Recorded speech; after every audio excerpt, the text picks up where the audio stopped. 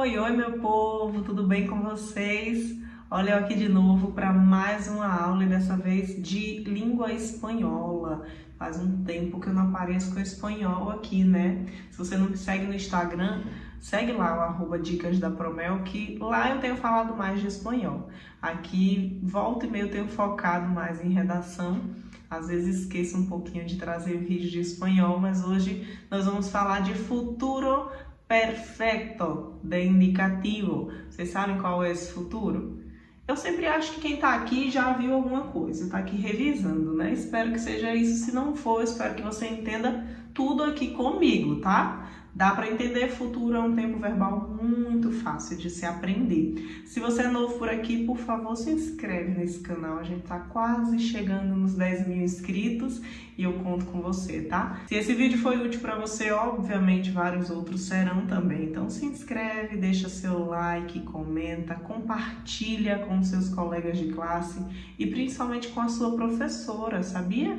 Esse slide, por exemplo, a sua professora pode adquirir. Se você é professor, escreve aí embaixo, sou pró, porque eu estou organizando aí vários materiais para disponibilizar para vocês, que eu acho que o professor precisa disso, né?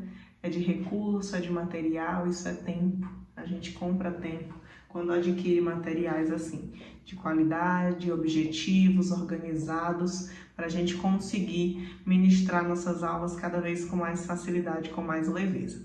Então vamos lá para o nosso tempo verbal. Eu trouxe uma frase aqui, eu quero que vocês observem bem. Quando vuelvas a Brasil, ou seja, quando você voltar ao Brasil, né?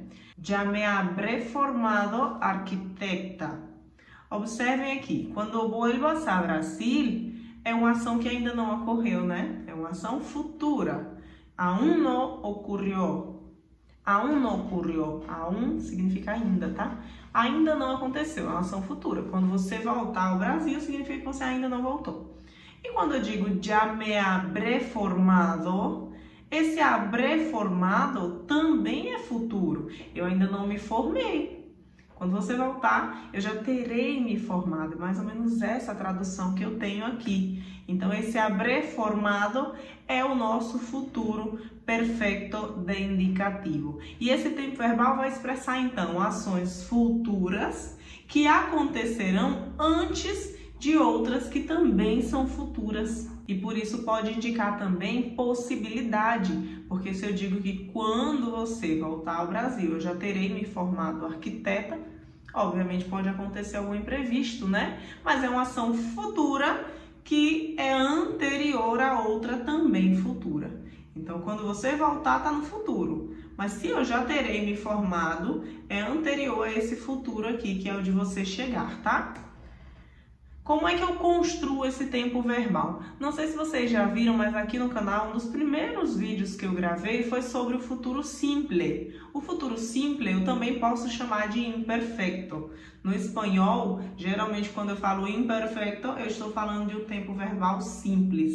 Mas quando eu falo de perfeito, geralmente eu estou falando de um tempo verbal composto. E sempre que eu tiver um tempo verbal composto, significa dizer que eu tenho um verbo auxiliar e um verbo principal. O verbo principal é aquele que vai me dar a ideia da ação. E o auxiliar é o que vai me ajudar a construir esse tempo verbal. Então, no caso do futuro perfeito, o que eu vou fazer aqui vai ser usar o verbo haber no futuro imperfeito mais um particípio. Vamos primeiro para o verbo haber. O futuro imperfeito é o tempo verbal mais simples da língua espanhola, tá? Porque eu vou pegar o verbo inteirinho e só acrescentar a desinência, que também são desinências simples. Então, é o verbo mais fácil de ser construído, não preciso tirar nada do verbo principal. Eu pego o verbo e acrescento a desinência. Por exemplo, yo amaré, tú amarás, él amará, nosotros amaremos, vosotros amaréis e ellos amarán. Sempre eu vou manter o verbo amar e só acrescento a terminação, só acrescento a desinência. No caso de haber, haber é um verbo irregular. E ele vai perder essa vogal aí, vai perder esse E. Então, o radical de haber não vai ser haber, vai ser H-A-B-R, ok? E aí eu vou repetir isso para todas as pessoas do discurso e vou pegar aquela terminação de futuro simples para acrescentar aqui. Se você tem alguma dificuldade em futuro simples, que é o imperfeito, assiste ao vídeo que está aqui no card, porque ele vai te ajudar bastante. É um vídeo curtinho, simples, para você entender primeiro o futuro simples. E você entendendo o futuro simples, você vai ter facilidade em vários outros tempos verbais, tá? Porque ele serve de base para outros. Então, eu vou usar aí yo abré, tú habrás, él habrá, nosotros habremos, vosotros habréis e ellos habrán, ok? Terminaçãozinha de futuro simples com o verbo haber, que nesse caso perdeu a letra E aí porque ele é irregular. E o particípio? Quem lembra aí o que é o particípio? Gente, particípio é uma das 3 formas nominais do verbo. São formas em que o verbo ele não vai fazer flexões, concordar com o número, com o gênero. Ele vai ficar ali estáticozinho, vai só mexer na terminação final.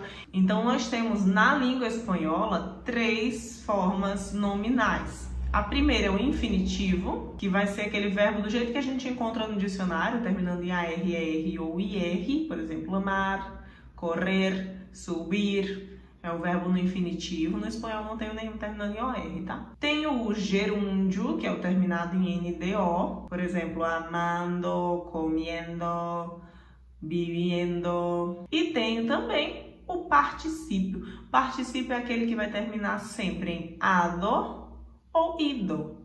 Ado para verbos da primeira conjugação, são os que terminam em AR, como amar, por exemplo. E ido para os que terminam em ER ou IR. Então, no caso de amar, eu vou fazer amado. No caso de comer, eu vou fazer comido. E no caso de subir, subido. Ok? Existem alguns particípios que são irregulares? Sim, mas não é o caso agora. Agora a gente entende a regra, depois a gente passa para esses detalhes, tá? O particípio, como é forma nominal, ele vai ser alterado uma vez só. Então, por exemplo, eu tenho o verbo llegar. Eu vou arrumar ele, transformar em particípio. Aqui ele está no infinitivo, né? O que eu faço? Tiro esse AR, que é a terminação de infinitivo, e acrescento o ado. Lembram? Particípio termina em ado ou ido. Então, eu vou acrescentar o ado, porque esse verbo termina em AR, então eu vou usar ado. E vou repetir isso para todas as pessoas. Agora, eu tenho o verbo completamente conjugado. Yo habré llegado, tú habrás llegado, él habrá llegado, nosotros habremos llegado, vosotros habréis llegado y ellos habrán llegado. Ok? E isso é o futuro perfeito do indicativo na língua espanhola. Os 2 verbos juntos, tá, gente? É uma forma composta, eu não posso eliminar nenhum nem outro. Se eu pegar aí só o verbo auxiliar, que é o haber, ele está conjugado no futuro imperfeito, então ele sozinho não é futuro perfeito. E o particípio é forma nominal. Também não configura futuro perfeito do indicativo. Só configura isso se eu tiver os 2 juntos. Aí sim é futuro perfeito do indicativo. Perfeito. Ok? E se fosse um verbo que termina em ER, como bem ser, por exemplo, eu ia fazer a mesma coisa. Arranco esse ER do final aí, deixo o radical, só acrescento agora ido. Lembram? Ado ou ido. Acrescento ido, repito a mesma coisa para todas as pessoas do discurso e faço aí yo habré vencido, tú habrás vencido, él habrá vencido e assim por diante. Lembrando que se fosse um verbo terminado em IR, ele ia seguir essa mesma terminação, ido. Então, o verbo como subir, habré subido, habrás subido e assim por diante. Tá certo? Espero que vocês tenham gostado do vídeo, que tenham entendido melhor esse tempo verbal. Se ficou alguma dúvida, escreve aí nos comentários que eu vou adorar ler e vou tentar ajudar vocês, tá bom? Beijos!